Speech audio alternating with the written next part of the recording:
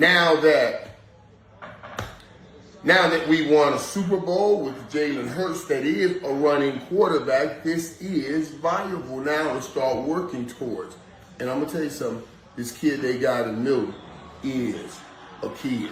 I mean, he was tearing up the practice squad over there in New England. Everybody loved what he was doing, the kind of work he was putting in. And then I knew he played in Tennessee. I didn't know a whole bunch about him. So I started digging to learn and let me tell you what I learned. We got a good one because I kind of figured this way. As I dug deeper to understand his genesis, so I could understand where he ultimately wants to go, I learned this dude was born March 6th. Of course, I was born March 5th. And this dude was born in Pahokee, Florida. This is a March-born Florida. A March-born Florida boy. Oh, no, we got something now. I know what kind of fight he got in him. I guarantee you this. I guarantee you. Dak looks great. He looks great. Everybody says he's fit. Hey. Don't give this kid a chance, Dak. Don't give this kid a chance. From Pahokee, Florida?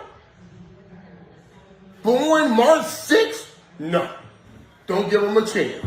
You better stay healthy, stay ready, stay on the football field.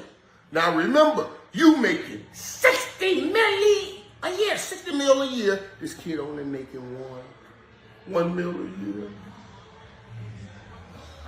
If you give him a chance to get on the field, and he put that Mike Irvin, Florida, March-born stuff out there, it's gonna be ugly. It's gonna get ugly. I'm just telling y'all. I'm just telling you. Wow. And did you hear what I said? Here is the most important thing I said all night.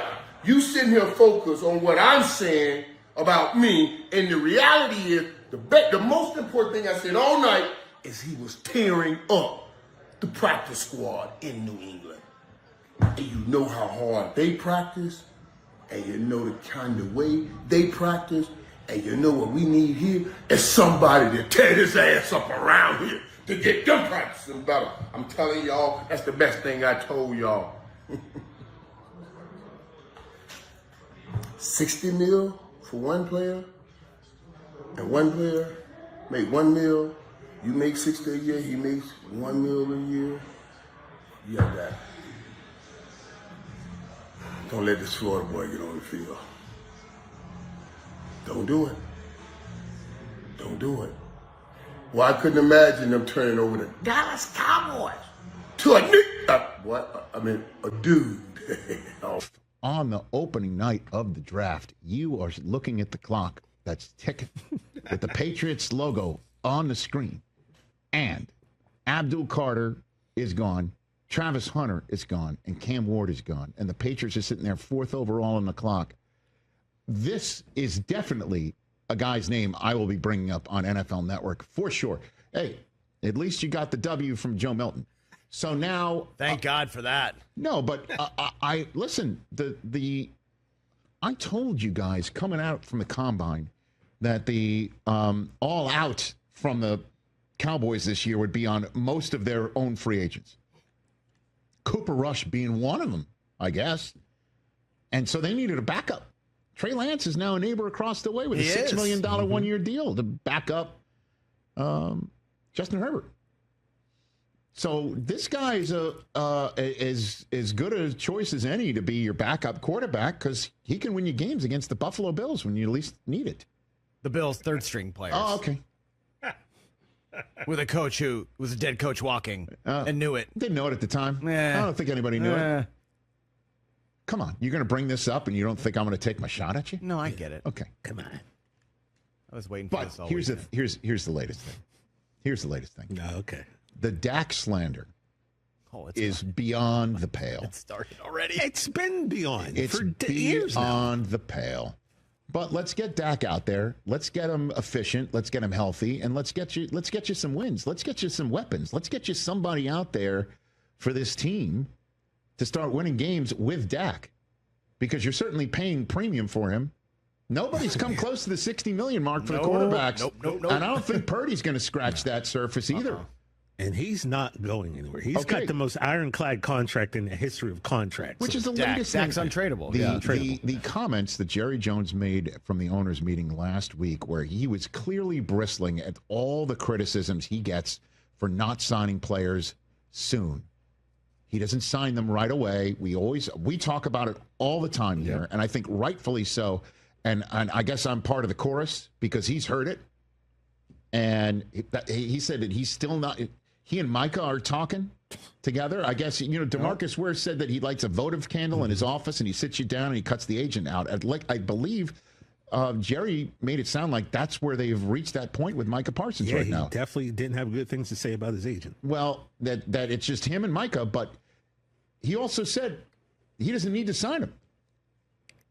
Yeah, you're right. You don't need to. Right. But he's going to have to.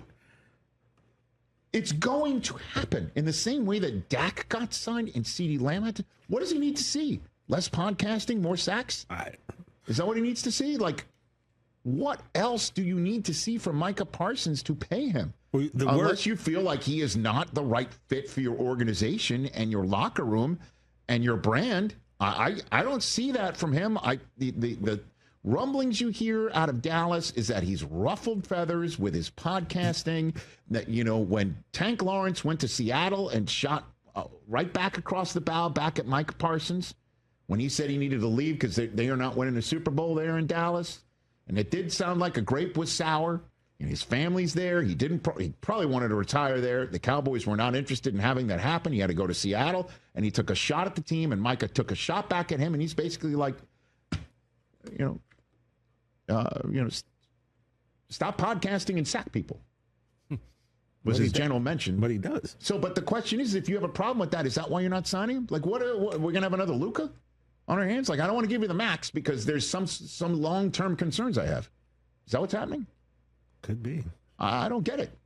But, hey, at least you got a backup quarterback in Joe Milton who can win you some games if Dak gets hurt. That is for sure. How do we know that? How can we say that? Again, I'm with TJ here. How do we know that?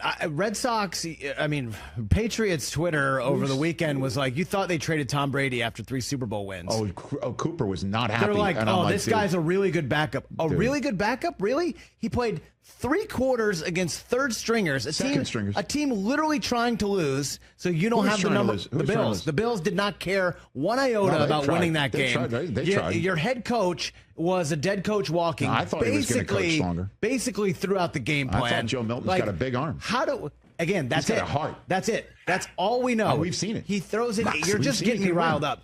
He literally can throw it 80 yards, and he runs fast. We'll never forget the Joe Milton game. No, I won't, because it cost them the #1 pick. And 17 days from now, I might be mentioning it ad nauseum during a 15-minute window. You're getting muted. Well, you need a lot to talk about, so it helps. Very good. We don't know that he's a really good backup. We don't know that. I told Coop, I'm like, listen, man, if you're thinking the Patriots are less than for trading away Joe Milton, that means